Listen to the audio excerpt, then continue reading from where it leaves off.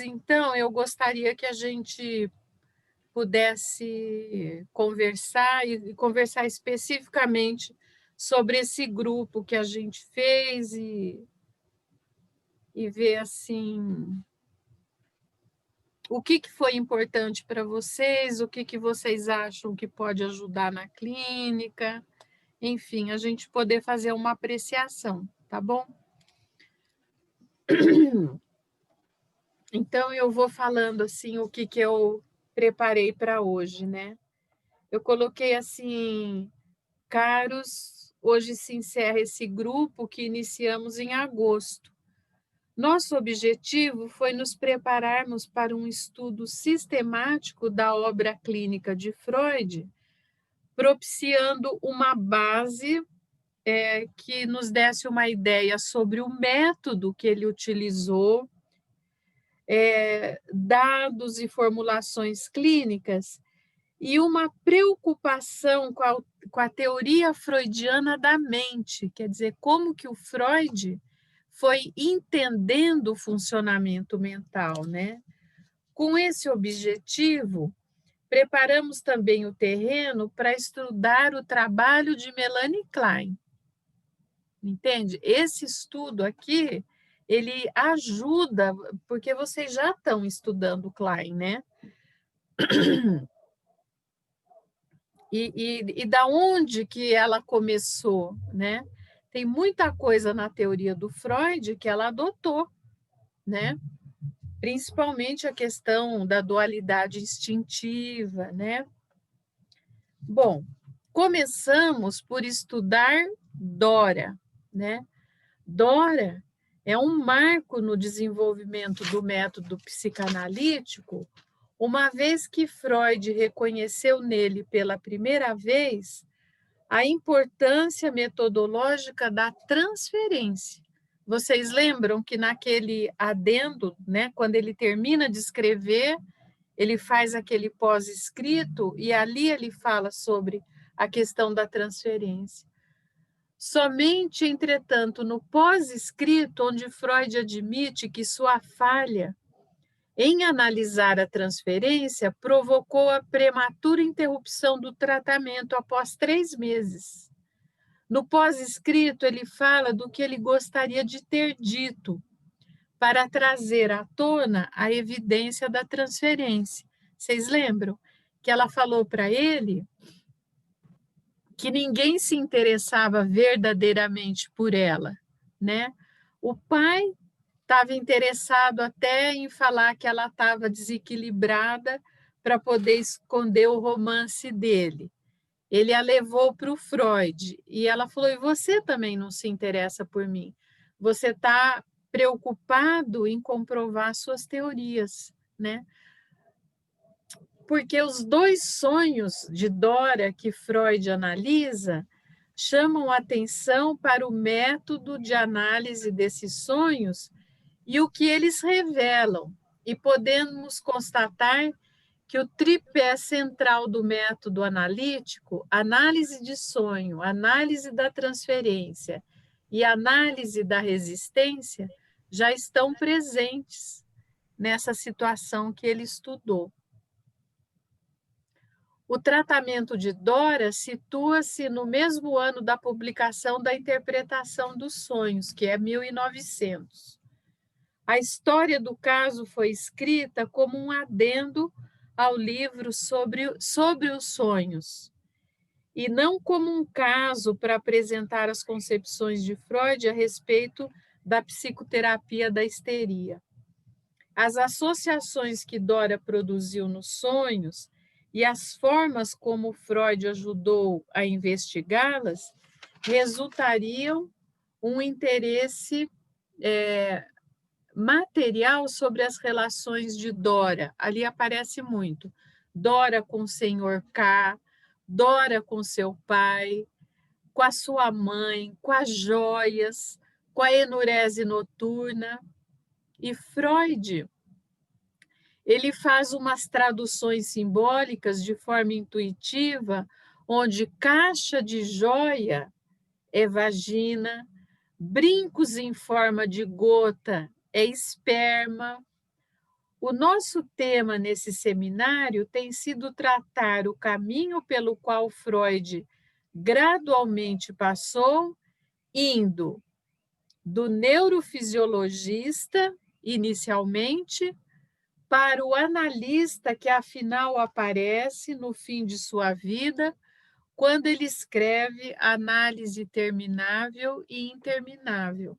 Então, aqui você vê o percurso dele, né?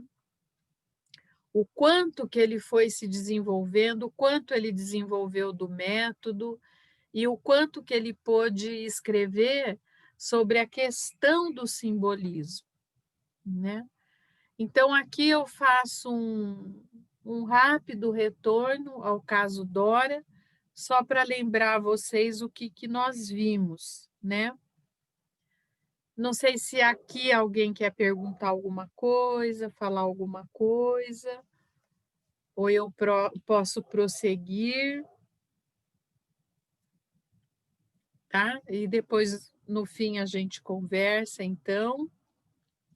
Agora, eu vou relembrar vocês o que nós vimos no Pequeno Hans, tá? Pequeno Hans, 1909. Ele estava atendendo concomitantemente também o Homem dos Ratos, depois nós vamos ver isso. O caso do Pequeno Hans foi publicado em 1909. Freud fez um trabalho com o pai do menino para resolver uma fobia.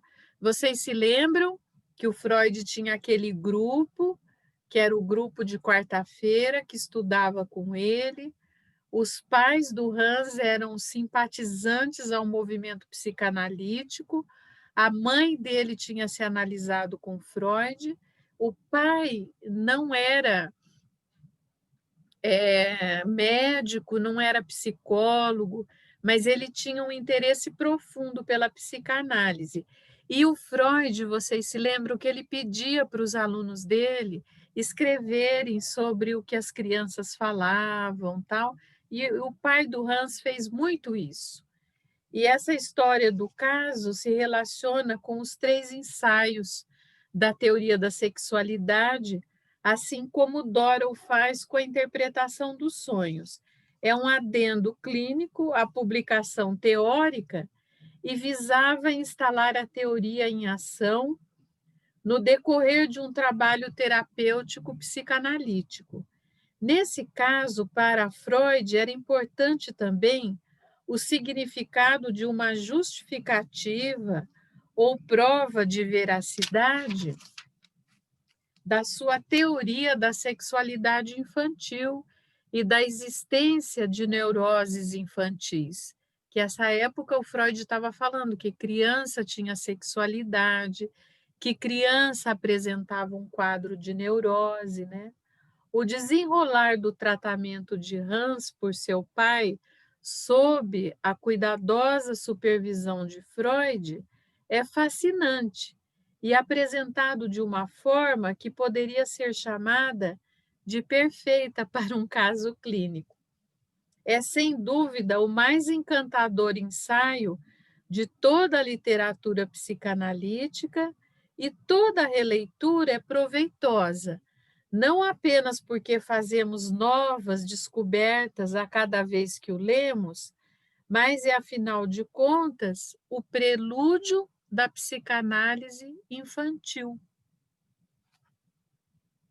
Nesse caso, vemos descobertas acerca do papel da ambivalência, a questão do amor e ódio, né, que ele tinha profundamente pelo pai, principalmente, e a ambivalência do interjogo entre amor e ódio na formação do conflito interno, né? Então aqui já começa a aparecer essa questão da vivência interior que começa lá na infância, tá?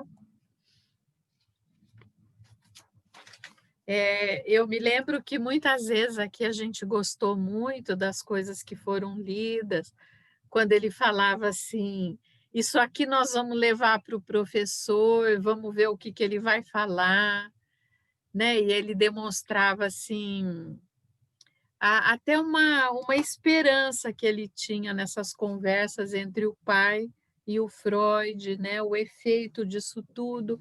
A gente pôde ver, assim, como a criança capta as coisas, né. Tá bem? Conforme eu vou falando, vocês acham que ficou, assim, muito presente na memória de vocês? Ficou? Agora a gente vai falar do Homem dos Ratos. Homem dos Ratos foi publicado em 1907. Ele permaneceu em tratamento por volta de 11 meses, até que ele mesmo o interrompeu porque se sentia bem, capaz de encarar seus exames e prosseguir sua vida. As notas que Freud tomou sistematicamente desse caso nos ajudam a ver o quadro mais acurado que temos de Freud trabalhando em seu consultório. Essas notas que ele tomava, né, você vê a assiduidade que ele tinha. Ele atendia durante o dia e toda noite ele escrevia, não sobre todos os casos, mas alguns que ele escolheu, né? Esse artigo dá um grande passo no sentido de reconhecer o conflito interno, que nessa mesma época ele estava fazendo o trabalho com o Hans. O conflito que é interno em sua origem e não apenas no desenvolvimento. As questões que ele foi estudando da filogenética, né? Esse caso representa um grande progresso no trabalho clínico de Freud. Progresso do ponto de vista da técnica. Vocês se lembram tudo? Por exemplo, quando ele pediu muito para o Freud que ele não queria contar tudo que lhe vinha à mente, ele não queria contar as coisas dos ratos, aquelas coisas, o que ele pensou, e o Freud insistiu com ele, né? No sentido de que foi naquele momento que ele começou a ver o que era uma questão de sadismo, né? Da pessoa tirar até um certo prazer diante do sofrimento. Aquilo tudo ele foi constatando e foi escrevendo, né? Muitas coisas a respeito da transferência, do avanço na forma de ver o fenômeno mental, a grande análise da dúvida obsessiva é uma das melhores já descritas a respeito da obsessão. Vocês se lembram daquela quantia que ele tinha que pagar na taxa do correio, aquele desespero todo, né, que ele ficou? E foi também o trabalho onde ele ligou questões da onipotência com o desenvolvimento infantil.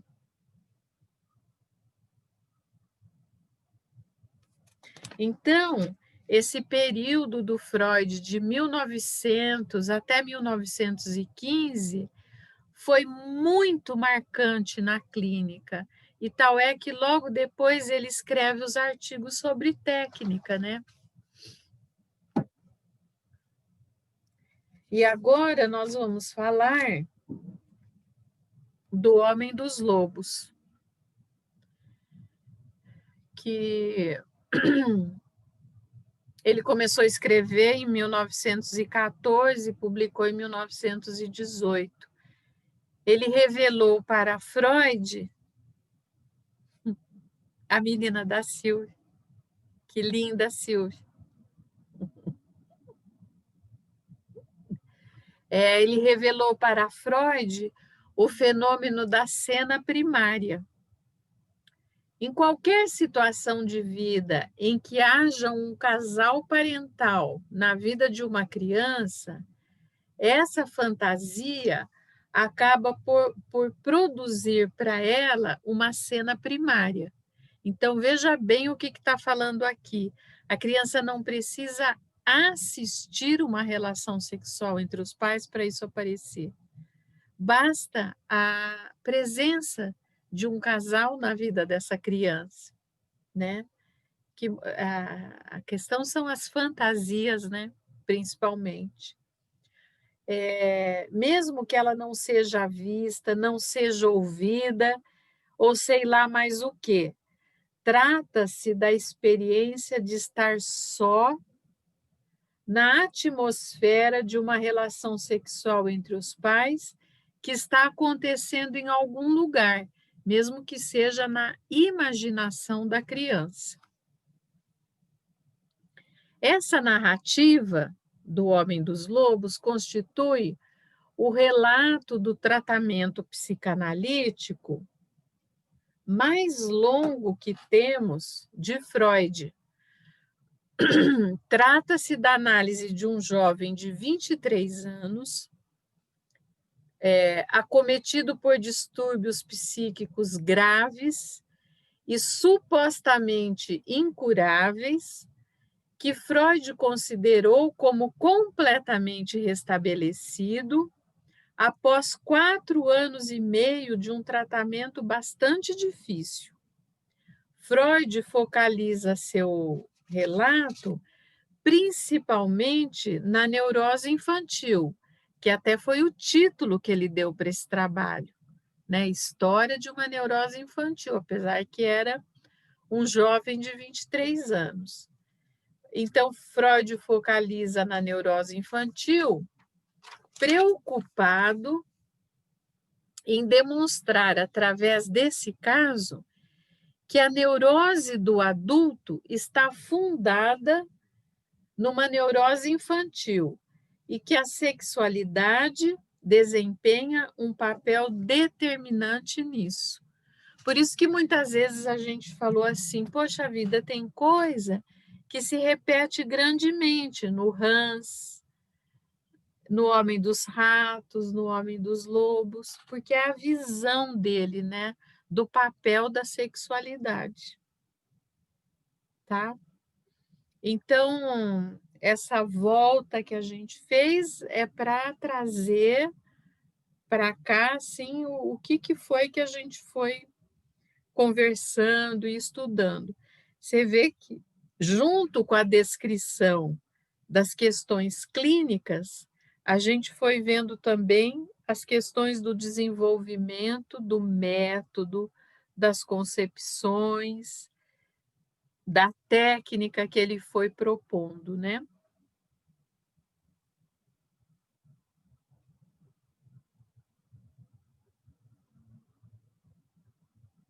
Agora, outra coisa também que eu gostaria de falar para vocês é que várias vezes também pensamos isso. Nós estamos com um material, por exemplo, Dora tem 120 anos, né?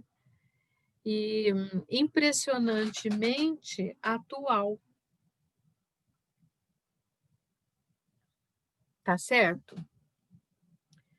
Porque o Freud coloca, né, presentemente toda a questão da sexualidade, toda a questão dos conflitos edipianos, né? E outra coisa também bastante intensa e bastante atual para nós, as questões. Eu não sei se vocês leram, porque acho que a Simone começou a mandar hoje, o artigo do Roosevelt que a gente disponibilizou para quem for fazer a atividade, poder ler e tal. É uma beleza esse artigo dele, sabe? E ali você vê a luta tão grande da paciente dele, lidando com a relação dela frente a pai e mãe, todo o conluio que tem familiar, né? Assim, como que hoje a gente não enfoca tanto só a questão da sexualidade, mas, por exemplo, do jovem diante dos pais e a possibilidade do crescimento, de sair dessa relação e poder ter sua vida própria, né? Então, todas essas bases que há mais de 100 anos vai sendo estudada e que tem uma incrível atualidade, né? Então, assim, por que estudar Freud? Por que estudar casos assim tão lá de trás, se hoje a gente tem essa literatura imensa, né? O que a gente principalmente procurou aqui é saber das origens, né? Com a psicanálise se baseia em quê para falar determinadas coisas, né? Então, quanta coisa envolvida nisso tudo. As questões da vida inconsciente e como que o inconsciente se expressa por símbolos, né?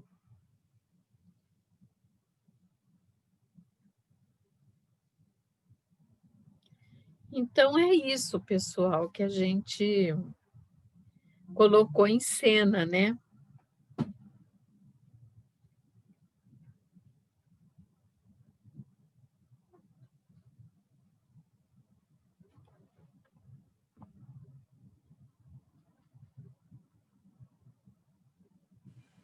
É como Sibeli. se a gente tivesse feito uma viagem. Quem que vai falar? A Raquel? É, É, é, né? Me ajudou muito, porque normalmente, às vezes, você escuta um texto que nem o que você comentou, de outro autor, né? Olhar o infantil do paciente. Então, me ajudou muito a olhar, ter um olhar muito melhor para isso, com uma base teórica. E assim, já tinha estudado, mas não o caso inteiro, foi muito bom. E eu olhar assim, tá com o paciente adulto e olhar esse infantil. O que, que aconteceu lá atrás? Tentar pensar nisso. Foi muito bom. olha, Raquel, isso que você fala, eu quero dizer duas coisas assim. Primeiro, que a gente estuda e tem que estudar bastante, porque você tem que sair do senso comum, né? Às vezes, vocês já ouviram, hoje a gente não ouve tanto falar assim, mas falar assim, ah, deve ser bom, né, ser analista, porque fica lá conversando com o paciente, né? Ou então tem gente que fala, ah, eu não vou fazer análise, não. Eu converso com meu amigo, é a mesma coisa, e não tenho que pagar para a pessoa me ouvir. Não é nada disso, porque não é conversar. Não é conversar com amigo, entendeu? É uma conversa completamente diferente, né? Então, é, a psicanálise bem exercida, ela se desprende totalmente do senso comum, né? É uma conversa que ela busca isso que a Raquel começou a falar, né? Quer dizer, o que você vai trazer para a transferência, o que tem que aparecer na transferência, é sim o conflito infantil e que ficou impactante a vida toda desse sujeito, por exemplo, que te procura e já é um adulto. Tudo bem, é um adulto, mas no decorrer vão aparecer as feridas que começaram na infância, entende? E você poder compreender o processo transferencial, entende? Às vezes você representa o pai, às vezes você representa a mãe, e às vezes você representa a busca que essa pessoa tem de encontrar edições melhores desse pai e dessa mãe.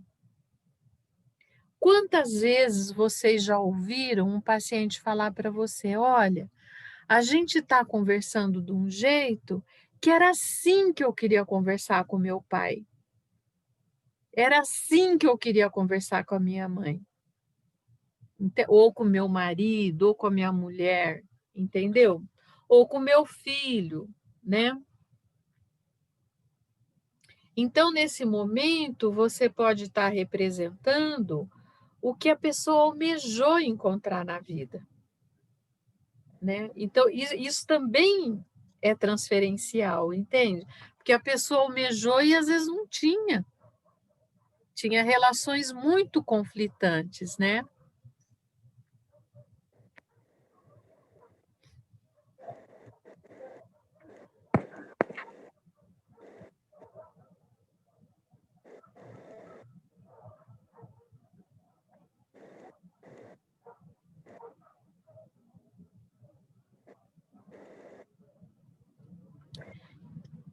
E é muito difícil, né, a gente fazer esse infantil aparecer.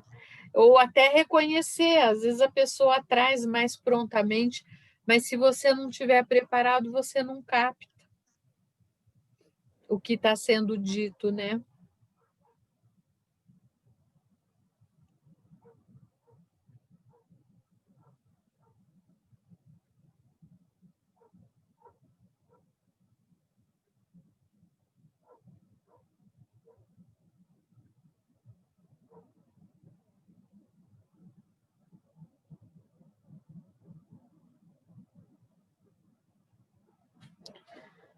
E você vê assim, né? Por exemplo, o Freud, como que ele conseguia aproveitar os acontecimentos que iam aparecendo dentro do consultório dele, né?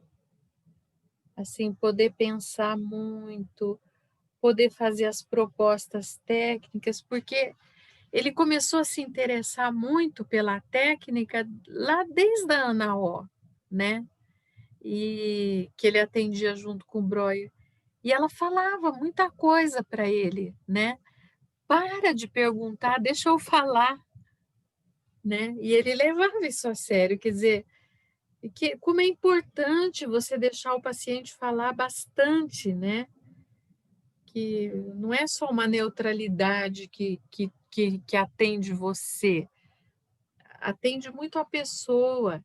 Ela fala, fala, enquanto ela está falando, alguma coisa ela está formulando. Né? Como é interessante quando uma pessoa te escuta, né? Como ela ajuda você a pensar. E é claro que isso é uma parte da história, né? Tem esse elemento catártico sempre, mas não é só isso que vai ficar. Dá licença, um minutinho só um minutinho. Dos seus alunos que você está dando aula agora. Eles queriam ver. Eles quiseram, tá? Acabou de entregar para a senhora. Obrigada. Gente, que coisa linda. Parabéns, doutora. Obrigada, viu? Imagina.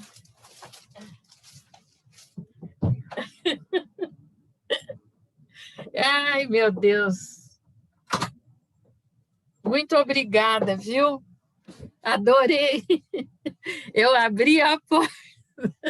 Eu ia ficar brava. Não pode me interromper. Aí, ela só, pera. Obrigada, viu, gente? Adorei, adorei. Merece, professora. Está no coração da gente. Nós não saberíamos mais. Quando você falou que não ia fazer mais, não ia poder dar aula, gelou minha barriga. Aí você foi falando que como é que vai ser. Você é uma pessoa maravilhosa, professora. Muito obrigada por tudo. Vocês também, gente.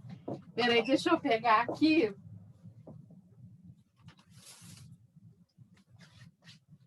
Ai, que coisa linda. Eu fiquei muito contente, viu? Nossa, que lindo.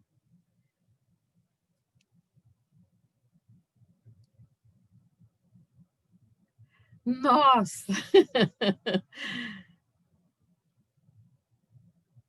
Ai, maravilhoso, ó. Adorei.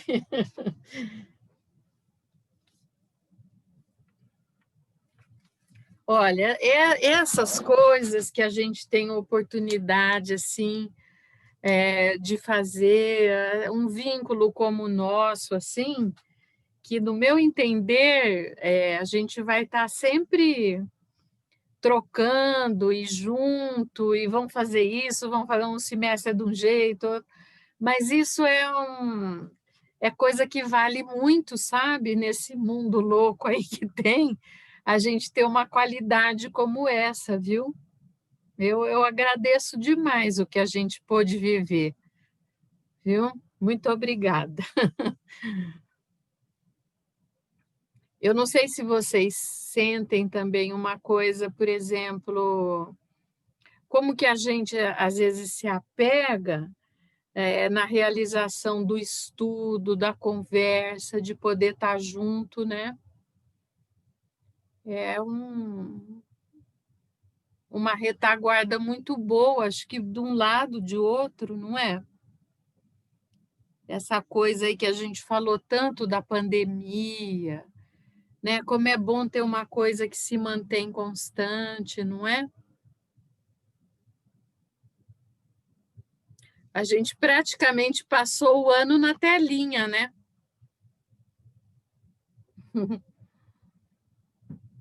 É. Por exemplo, eu percebi todos os detalhes, assim, o que vocês fizeram hoje, assim, de me entregar na hora do seminário, né? Porque não pode ser pessoalmente, mas você vê que acaba sendo, né? Muito bom.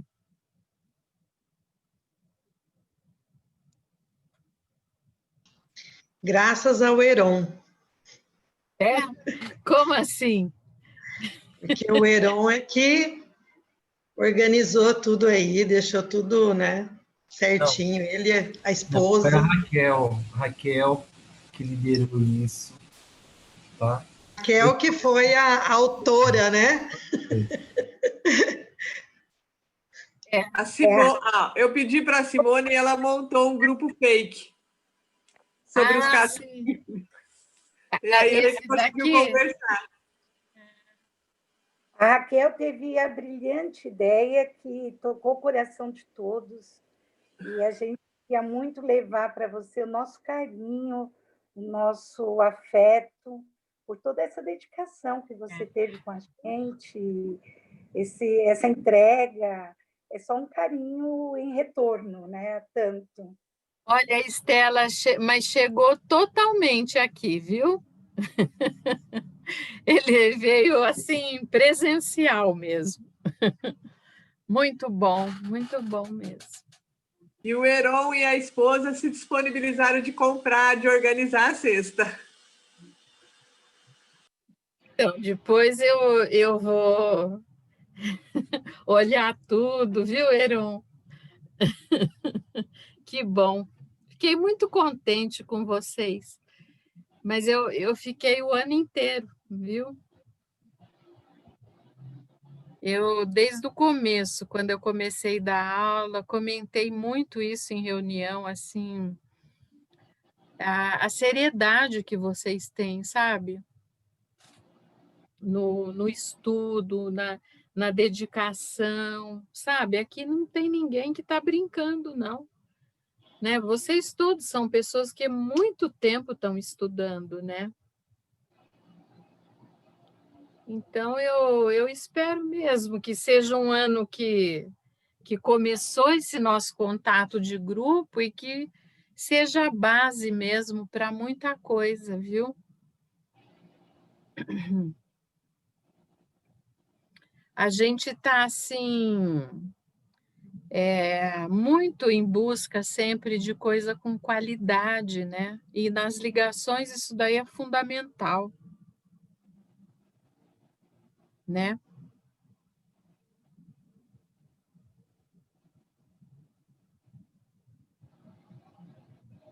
Eu estou pensando aqui que a vontade é de te dar um abraço, né? É, Pode, tá? é. Então a gente acha os nossos jeitos.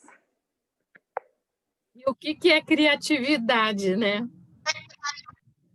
Porque veio, né? Assim, vocês precisam de ver que engraçado. Eu saí daqui, mas eu ia. Quem mandou bater na porta?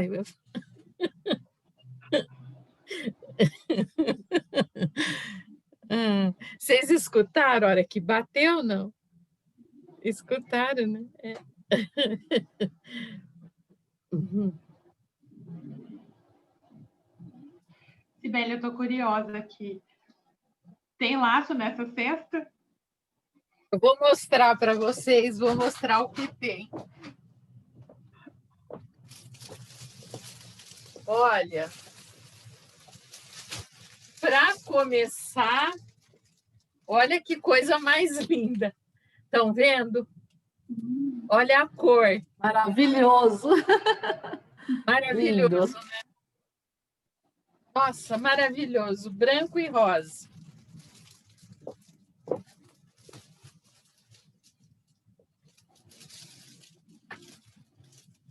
Gente. Chocolate.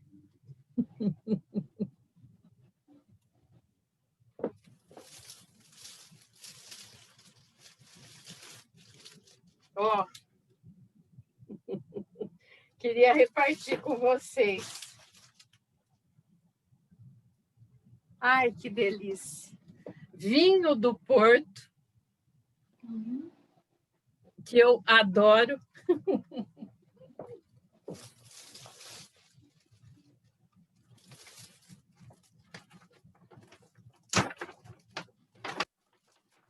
Nossa.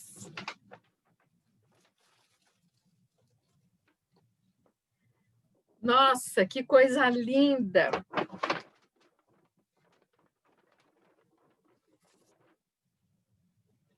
Ó, deixa eu pôr aqui para vocês. Estão vendo? Que embalagem mais linda. Maravilhoso, viu?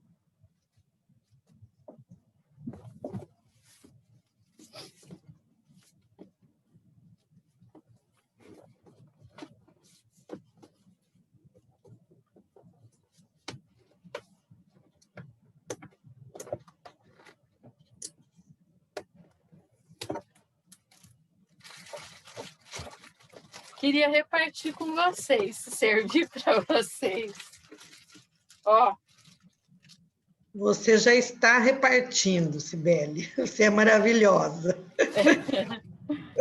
Ai, que coisa linda. Lindo demais.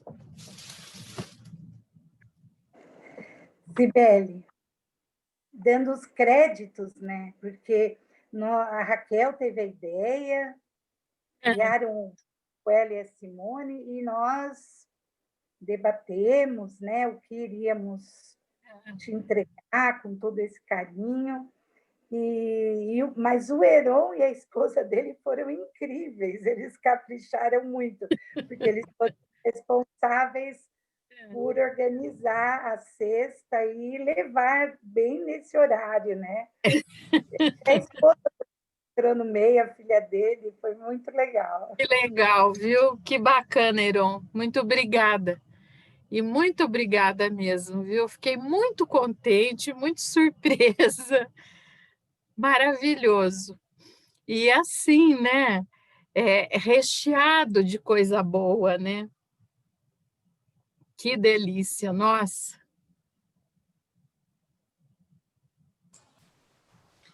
Mas eu acho que é porque é assim que a gente está se sentindo, né? Na relação com você, para mim, na relação com o grupo como um todo, né? Porque eu, assim, em princípio, eu não fazia parte do grupo. Eu pedi para entrar e fui acolhida.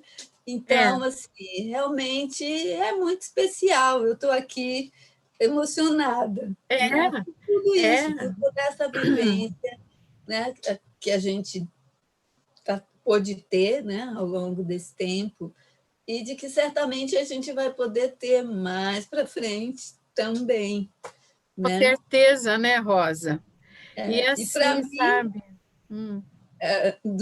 Também porque tem toda uma história, né? Porque eu já vivi muitas histórias com você, e você sabe que assim, né? É um carinho muito grande, né? E muita aprendizagem na relação com você, além da coisa afetiva, esse jeito teu de, né? De lidar com as coisas. Então, eu estou muito grata. Tá? E para vocês todos do grupo também, eu queria estar colocando isso, que foi assim, muito, muito especial, né?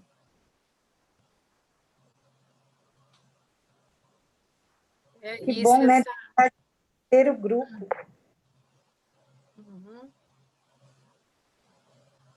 A gente viveu um ano assim tão especial pelos acontecimentos todos. essa situação que nos assusta muito, né? Tudo isso, olha, ficar sem poder estar dentro da sala de aula, a gente não está dentro da sala de análise e continuar. É impressionante como uma coisa nós fizemos de fato, assim, como as relações ficaram valorizadas, né? Assim, porque, na verdade, é o que dá base, né, para a gente poder continuar. Né? Então, o valor extremo mesmo de tudo isso que aconteceu. E, ao mesmo tempo, assim, da gente ver também tanta coisa, assim, de agressão, de destrutividade, né? O tempo todo, você senta para ver o jornal, é aquela coisa, né? Então fica um verdadeiro oásis, né? Que é o contrário disso tudo. E a gente estuda psicanálise, né? E a gente sabe que de verdade, assim, o que dá base mesmo são os vínculos. É uma coisa completamente necessária, importante, né? Como que fica se você não tem, né?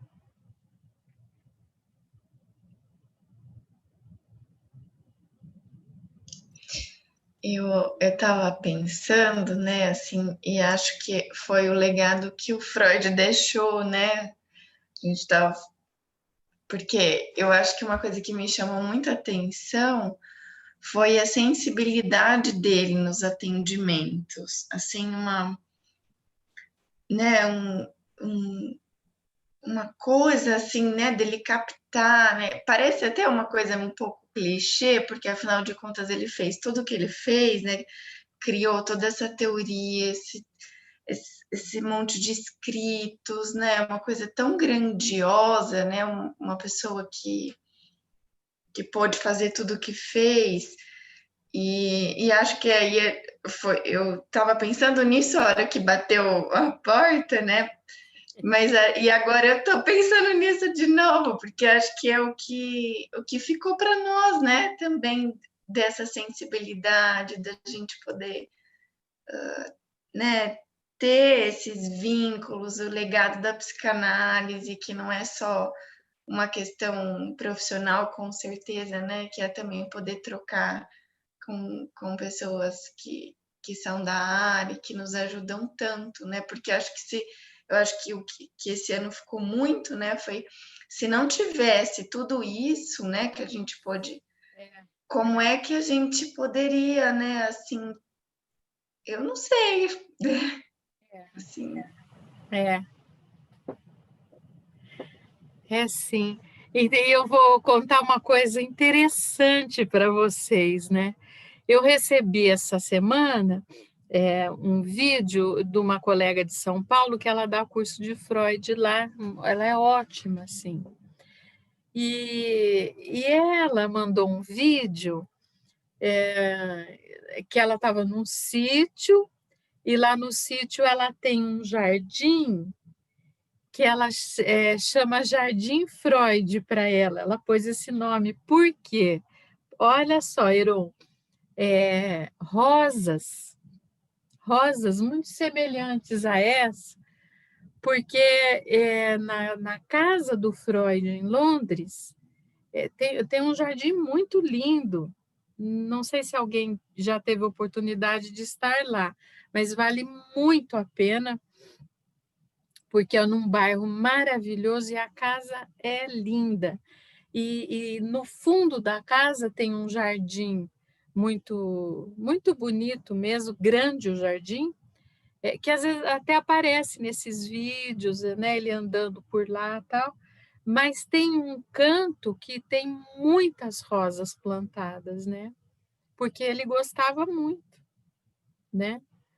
E aí a amiga estava mostrando a cor das rosas, o perfume, E ela falando assim, esse homem tem que ser homenageado pelo que ele deixou para a gente, né? De possibilidade de você pensar no ser humano de uma outra forma e poder fazer alguma coisa pela pessoa, né? Pelas pessoas. Então, a rosa tem também um lugar especial. E a hora que eu vi esse buquê tão lindo, eu falei, gente, que interessante. Eu acho que eu vou filmar e mandar para ela. Falar, eu também tenho. Né? Muito lindo mesmo.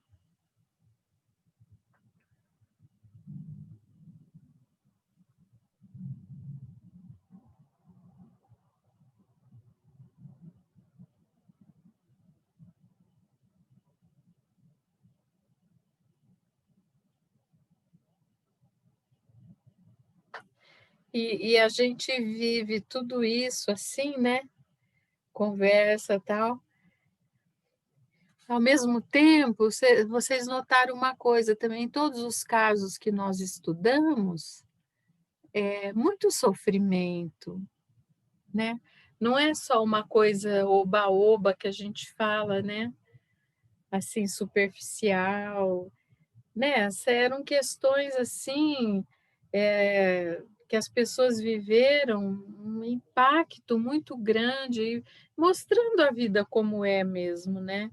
E tem guerra, e tem preconceito, tem tanta coisa, tanto suicídio, vocês viram, né? Nas famílias, tudo.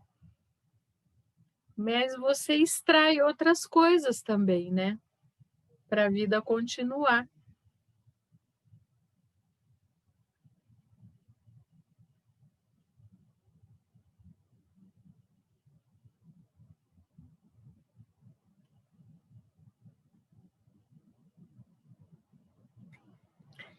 Essa semana vocês estão entrando em férias de tudo, do núcleo?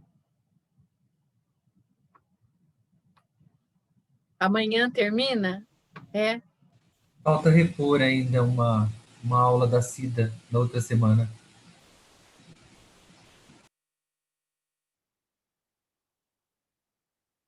Daí vocês vão para o segundo ano.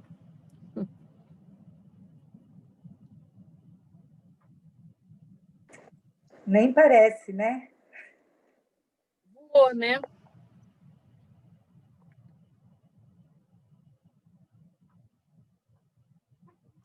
É triste pensar que uma hora vai acabar, né? Não, mas vai mudando, né, Mariana? Porque depois, possivelmente, vocês vão fazer o aprimoramento. E depois a gente tem mesmo a previsão, né, de poder, daqui um tempo, dar a formação. Você já pensou? Que beleza que vai ser? Porque eu vejo em vocês aí nessa turma um potencial muito grande para isso, né? Muitos de vocês eu acho que irão para isso. Não é verdade? E tem uma coisa interessante, né? A gente conversa muito sobre isso, assim. Você fica com uma possibilidade de ter um lugar para frequentar sempre, né? Porque você vai mudando a sua função, né? Um dia vocês se tornam docentes, não é? E vai ficando assim, é para muito tempo mesmo, né? Eu acho que isso fez muita diferença, assim, para mim, muita, porque até então, né, eu atuava na clínica, mas não tinha, assim, um espaço, um grupo, eu buscava onde dava, né, às vezes supervisão, assim, mas não tinha um espaço de troca, de fazer, de estudo, e isso, e depois desse ano, é uma coisa que eu pensei muito, assim, que não dá para ficar sem. Assim, pelo menos o que eu sinto, assim, porque a clínica é muito solitária, né? Se você não puder ter esses espaços de troca, além da análise e supervisão, né, que a gente sabe, eu acho que fica muito mais difícil mesmo de levar, né? Tudo que a gente vive na clínica é muito intenso, né? Não, e você sabe, eu não sei se eu já contei para vocês, mas uma vez estava ouvindo, até era um analista da Argentina, e ele falou assim que um dos perigos de você ficar sozinha, você trabalhar o dia todo, você recebe toda aquela carga de projeção, e você não tem grupo, você não tem participação com colegas. Ele falou assim, toda a projeção que o paciente faz em cima de você, você começa a acreditar. Entende? Você vai saindo dessa condição de poder entender que tem coisa que vem para cima de você, que é uma necessidade interna do paciente, você ser um depositário para poder trabalhar com isso. Então, se ele falar que você é maravilhosa, você vai acreditar.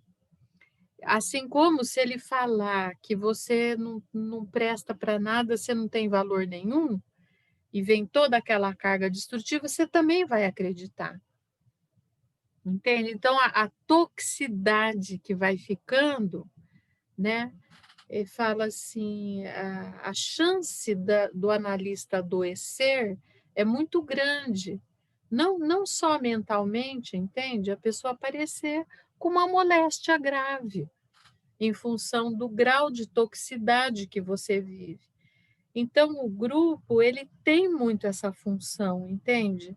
E eu concordei plenamente com o que ele falou, assim, na conversa com os colegas, como a gente tem aqui, você consegue se localizar nesse mundo de projeção do qual você é alvo, né?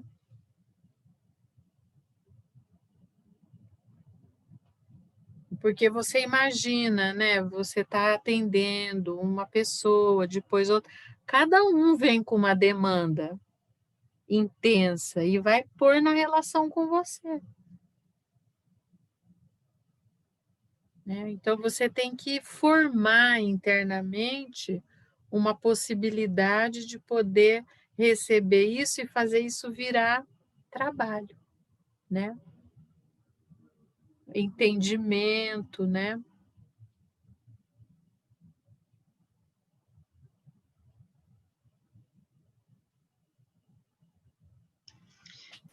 Isso tudo que você está falando é muito sutil, né, Cibele?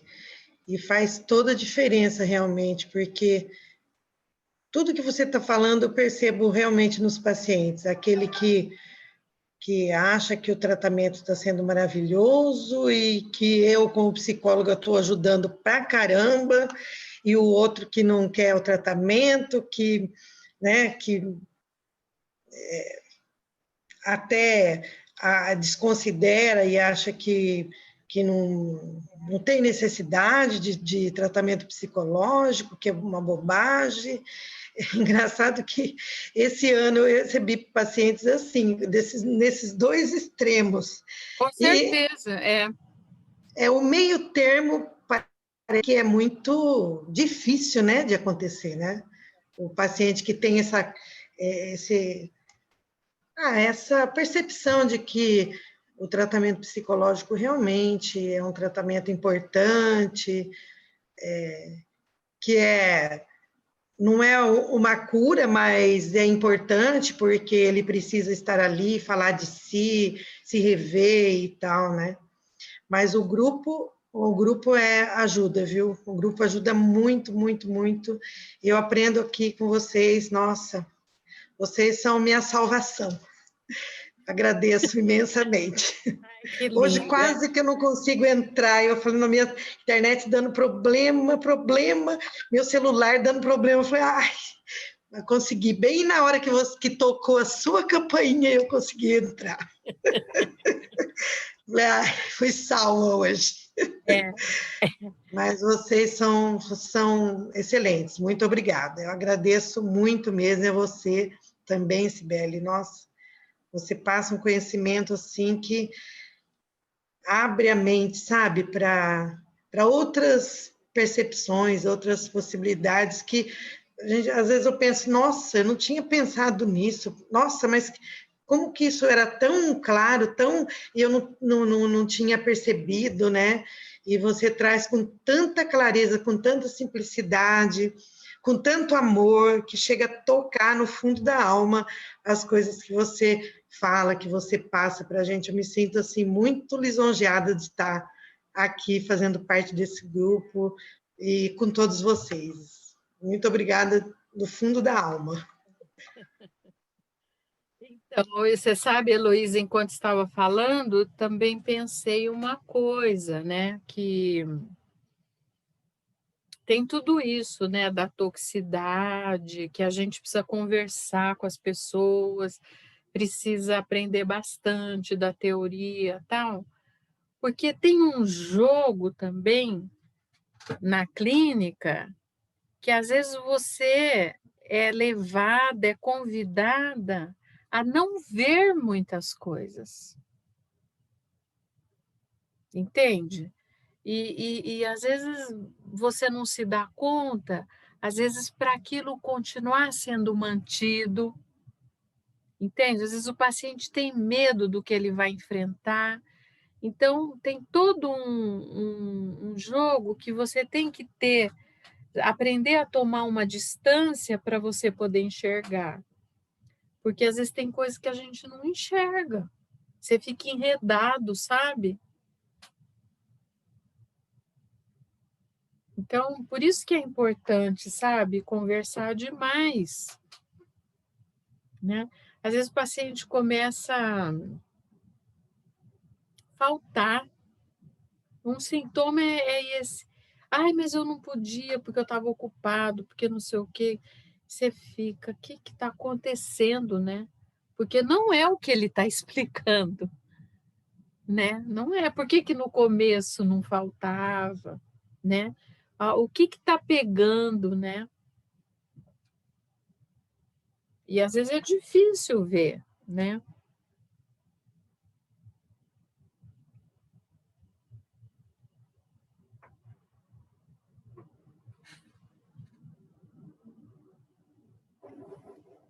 Às vezes você enxerga alguma coisa, sabe, o colega está apresentando um caso, daí discute, dá uma luz, né, na cabeça. Todo mundo está conversando disso, sabe? E eu atendo, né, em outros espaços e comecei com a clínica nesse ano, né? Que era algo que eu ficava pensando muito. E eu fico pensando, assim, do quanto que a gente está envolvido, assim, em tanto grupo, né? A gente ter vários espaços, né, para a gente estar pensando na psicanálise, o quanto que, assim, deixa, assim, o gratificante também, sabe? Eu tô, assim, bem satisfeita, assim, com esse começo, assim, que está sendo para mim na clínica, sabe? Então, eu fico pensando, assim, do quanto que eu sou grata, assim, por todo o compartilhamento, assim, porque faz toda a diferença, né, na nossa vida, eu acho que pessoal e profissional, assim, estar aqui com vocês, assim, e ter esse espaço. E é interessante, né, Lilian, você fala assim que você se deparou com se aproximar de muitas possibilidades, né? Assim, de ver coisas, né, por ângulos diferentes, né? E outra coisa também, né, que tem a infinidade de coisas que a gente tem para ler, e coisa boa, né?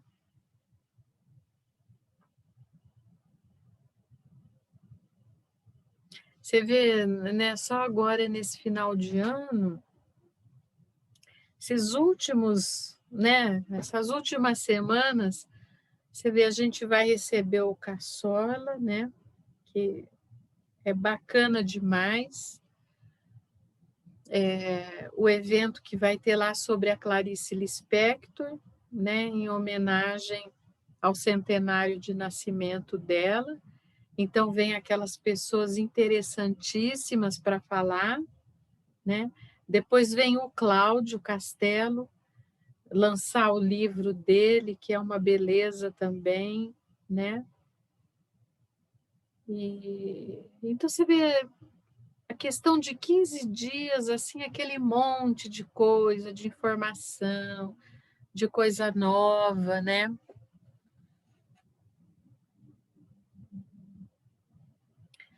Quando eu estava no instituto, né?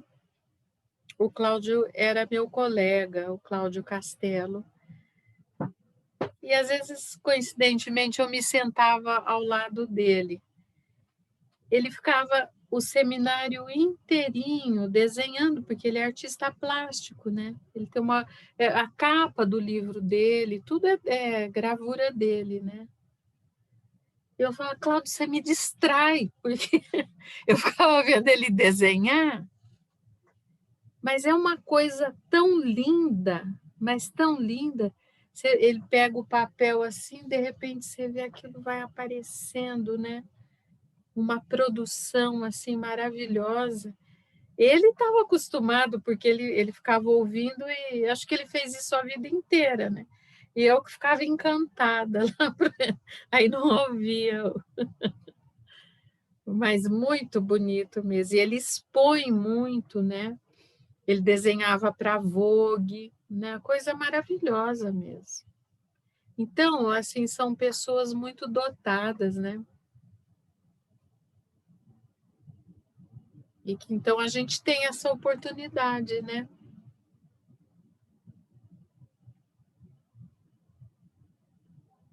E a mente precisa muito, né, de ser regada, não é? Você teve a oportunidade de pegar pouquinho daquela energia dele lá. Ah, sim, e aquilo E eu fascina, estou né? tendo a oportunidade de pegar a energia de vocês. Muito bom. Mas Você também, em Sibeli. sala de aula, né, que né, você fica assim, com certeza.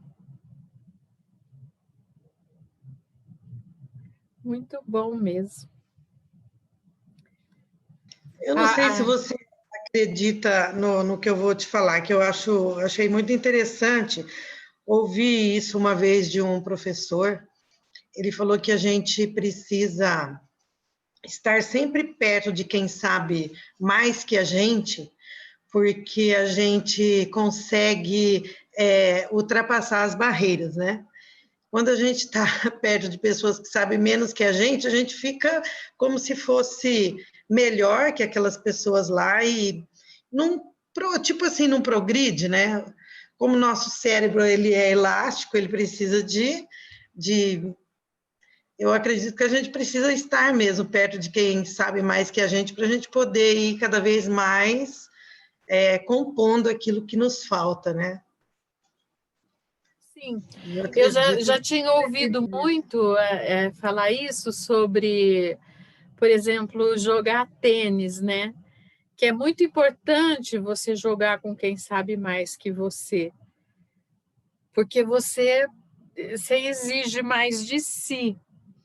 E eu acho, Heloísa, tanto isso que você falou de alguém que sabe mais, vai te ensinar tanta coisa, tal, como uma outra coisa que eu também achei bacana. Uma vez eu li uma entrevista do Vidi Locher, que é aquele analista francês, e ele falou assim, eu achei tão interessante, que quando ele fazia a formação dele no instituto, que ele foi fazer o primeiro relatório, ele propositalmente escolheu para fazer supervisão com uma pessoa, um analista, que tinha uma linha de trabalho completamente diferente da dele.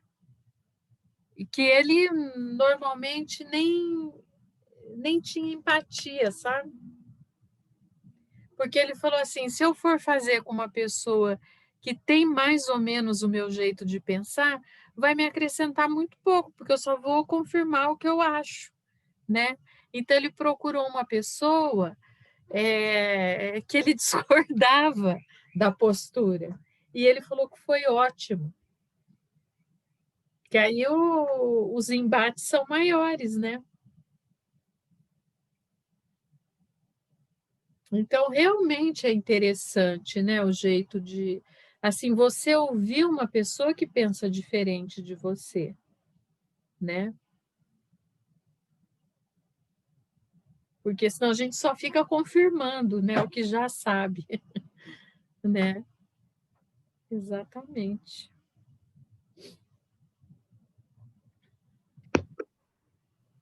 Eu queria agradecer também, viu, Cibele?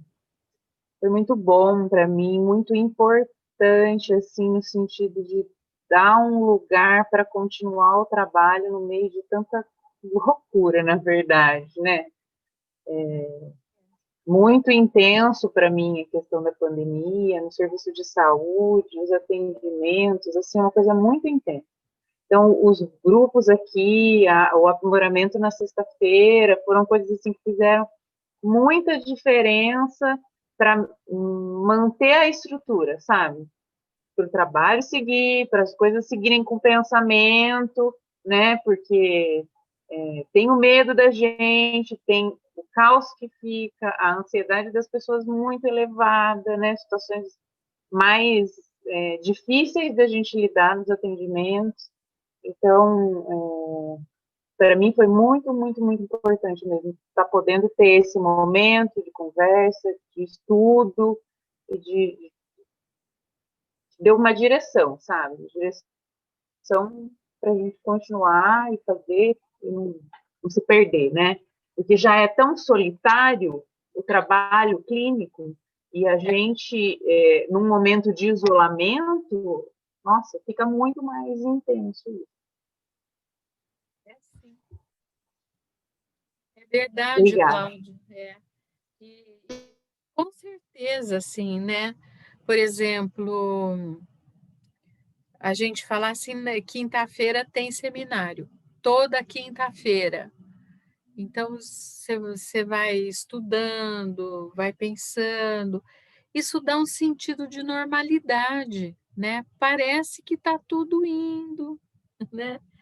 Caminhando, vai ter, né? Porque logo que começou a pandemia, a gente se assustou muito porque não sabia como ia ser, né? Aí, de repente, começou a brotar essa possibilidade de fazer as coisas online, a gente se agarrou completamente, foi a salvação, né? Você sabe que o meu seminário lá em São Paulo, do primeiro semestre, nós tivemos 2 encontros presenciais e depois fechou. Aí fechou o instituto, fechou tudo, fechou a biblioteca, tal. E daí, quando foi no começo de abril, eu falei, vamos continuar nesse sistema que a gente faz. O pessoal estava sem os livros, né? A maioria. Então, eu pensei assim, eu né, pego em PDF e mando para eles toda semana. E depois, um dia, eles falaram para mim como que era chegar aquele texto, entendeu? No e-mail. Porque a hora que chegava o texto, então segunda-feira vai ter aula, né? Então mantém uma constância onde tinha virado um caos, né? Às vezes você se prende nisso, vai ter o seminário segunda-feira. Então eu tenho que estudar, ler, e aí, sabe, vai.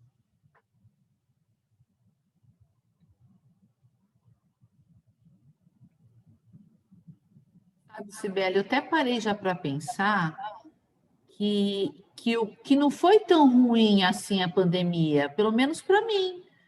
Eu, né, eu cresci tanto internamente, eu aprendi tanto, eu consigo ver as aulas no conforto da minha casa e perto da minha família e aprendo ao mesmo tempo. Então, a pandemia, eu não posso falar que ela foi ruim.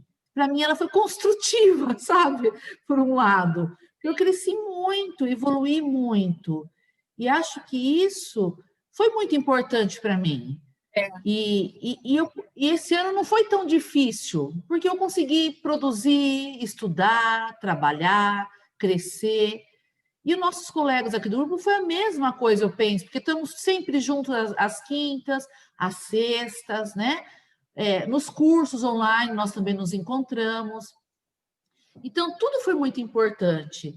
E é tão bom quando a gente olha aqui os participantes e vê o númerozinho subindo, sabe? De colegas que estão participando da aula. A gente fica engrandecida também, né? E sem falar da tua bondade, porque a tua bondade no ceder o seu horário precioso para nós ajudar tanto nessa aula, olha, eu fico assim emocionada por tudo que nossos amigos aí estamos juntos. É um grupo que não esmorece nunca, estão sempre lutando, sempre lendo. E a sua preparação das aulas também, eu agradeço muito a todos, né? A Rosa começou a falar, eu comecei, ainda bem que eu estou na tela, porque ninguém viu meu olho cheio de lágrimas também, porque a gente fica emocionada com cada atitude de cada colega aqui. Gente, muito obrigada por tudo. Sibeli, muito obrigada. Olha, é maravilhoso. Eu estou alimentada esse ano. É verdade, Sil. Não, eu acho que você tem razão numa coisa, assim. Nós falamos tanto da ambivalência, né? Assim, ela existe no sentido, assim. É claro que a pandemia é uma coisa, terrível, né? Mas a gente tem que ter o olhar para ver a mistura de coisas, né? Teve coisa que foi boa, né? Todo mundo ficou mais em casa, aumentou a interação familiar. Por exemplo, a gente teve que repensar muita coisa na profissão. Assim, por exemplo, uma coisa que eu acho fantástica é você saber assim como que você mantém o consultório sem ter o consultório, né? Então fica muito determinado assim para a gente que o nosso consultório de verdade é a nossa mente, entende? E assim tudo isso que a gente viveu, né? É mental, é a mente que faz, né, vir, né? Por exemplo, muitas pessoas aqui não saem de casa, mas você teve um ano muito dinâmico, né? Então, o que sua mente tem capacidade de atrair, né? Então, tudo isso é importante ser conhecido, né? Com certeza, viu? E assim, você aprender a ver o que está sendo vivenciado, né?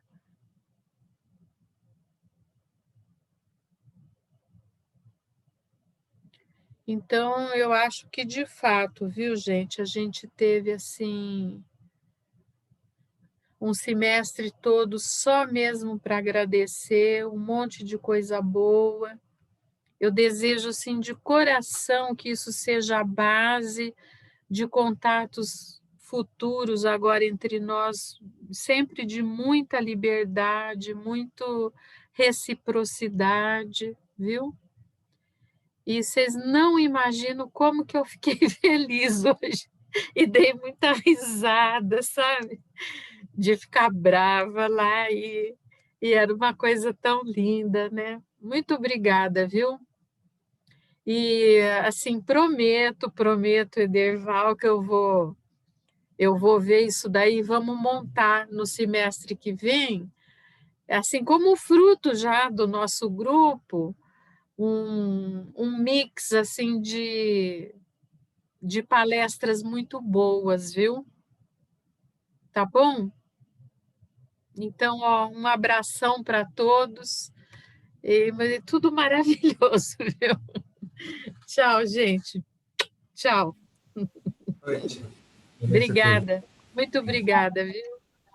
Tchau. Muito obrigada, gente. Obrigada. Tudo bom para vocês. Obrigada, Sibeli. Tchau, gente. Tudo bom. Obrigada. Tchau, obrigada. Obrigada. Tchau. Tchau, tchau.